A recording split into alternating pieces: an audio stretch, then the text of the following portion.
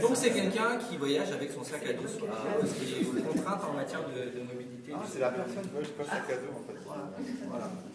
Et donc on considère qu'il arrive à l'aéroport, donc il arrive à l'aéroport.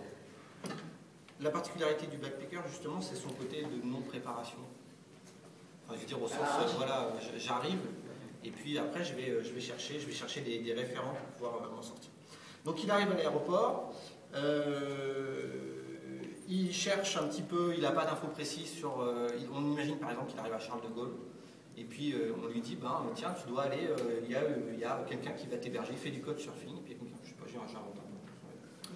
Et quelqu'un qui lui dit, il y a du couchsurfing, mais c'est à Asnières. Or lui, il arrive à Charles de Gaulle, et il y a marqué, vous prenez direction Saint-Rémy-les-Chevreuses ou Robinson. Ça lui dit rien du tout. C'est du vécu. C'est du vécu. Ouais, ok. Donc il descend de l'avion, il va voir quelqu'un. Le problème c'est que c'est un Chilien, je ne vous l'ai pas dit, mais c'est un Chilien qui comprend bien l'anglais, mais par contre il parle un anglais avec un accent qui n'est pas compatible avec le niveau de compréhension de l'anglais de la personne qui va avoir au contact. Voilà. Donc il arrive, il essaye de se faire comprendre et compagnie. Au final, il arrive quand même à comprendre qu'il faut qu'il prenne le RER B et que peu importe qu'il prenne Robinson ou Saint-Rémy-les-Chevreuses, et il y arrive.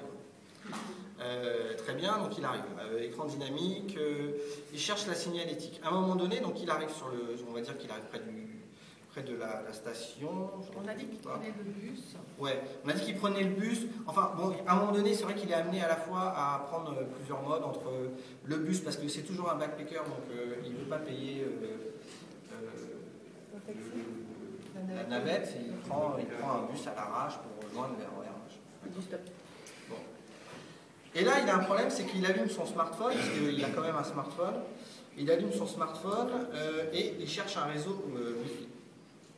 Et là, il ne trouve pas de réseau Wi-Fi. Par contre, il reçoit un message lui disant bienvenue sur le réseau Orange, dans le cadre de l'option roaming, machin, machin.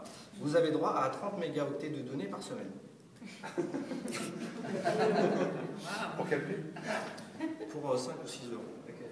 On est en 2015, la bande passante est tellement chère. Et la Commission européenne a fait pression pour que tout le data roaming soit aligné. Voilà. Mais 30 mégas pour 5 euros, c'est très cher. C'est très très cher. Et on va voir que ça pose un problème derrière, parce que, et notamment, il arrive à un endroit et puis il dit tiens, il y a des QR codes un peu partout pour télécharger des applis. Il arrive sur le QR code, il arrive sur l'App Store, et puis là, il est dans une ville où il y a énormément d'applications sur l'open data à l'époque, et puis il dit j'en ai 15, laquelle je choisis. Comment il va la choisir? Qu'est-ce qu'il va lui dire?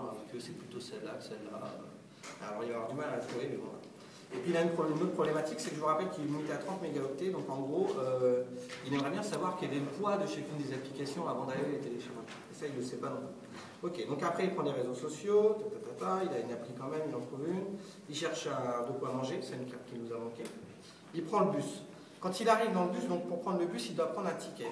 Donc là, il a un problème par rapport au ticket. Non, il n'a pas de problème par rapport au ticket. Okay. Il arrive à comprendre que c'est un ticket région Île-de-France qu'il doit prendre, ce qui n'est pas nécessairement si clair que ça. Donc il prend un ticket région Île-de-France, il arrive sur le quai du TER ou du RER. Or, qu'est-ce qu'il fait? Il met son ticket, il essaye de passer avec son sac, il reste coincé dedans. Son ticket est parti. Il se retrouve et il comprend qu'il y a à côté un portique assez large où il y a des dames qui passent avec des poussettes. Mais il n'a plus de ticket.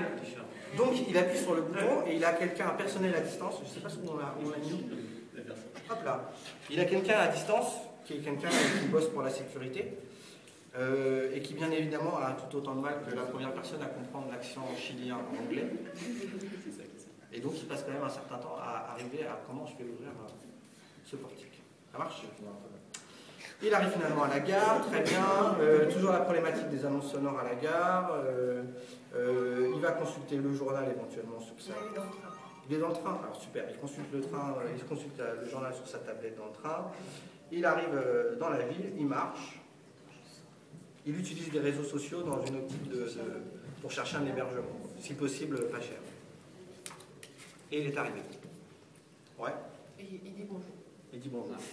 Il dit hola. Avec un accent français. C'est bon? C'est bien. Donc voilà ce qui s'est passé. Et honnêtement, je pense que c'est pas si loin que ça que De la réalité. de la réalité. Qu'est-ce qui nous a manqué? Il nous a manqué un objet qui est quand même crucial quand on arrive dans une ville, c'est qu'il n'avait pas de distributeur d'argent. Donc il nous demande un objet distributeur. D'accord. Et si possible, il va tirer 100 euros parce que il va tirer 150 euros parce que sa banque chilienne lui a dit ne tire pas des petites coupures parce que ça va te coûter à chaque fois machin. Donc il a tiré 150 euros. Le distributeur ne lui a pas précisé qu'il allait lui filer 3 billets de 50 euros et que pour payer dans la machine de billettique avec des billets de 50 euros, ça ne va pas marcher. Très bien. Il lui a manqué un repas aussi. Il lui a manqué un hébergement. Une vidéo d'accueil dans la ville. Et puis il a une carte place publique en fait. La vie quoi, dans la ville quoi. Où est-ce que ça bouge dans la ville parce que... Ouais. Bah oui, parce qu'il cherche quand même des opportunités de rencontre. Niveau.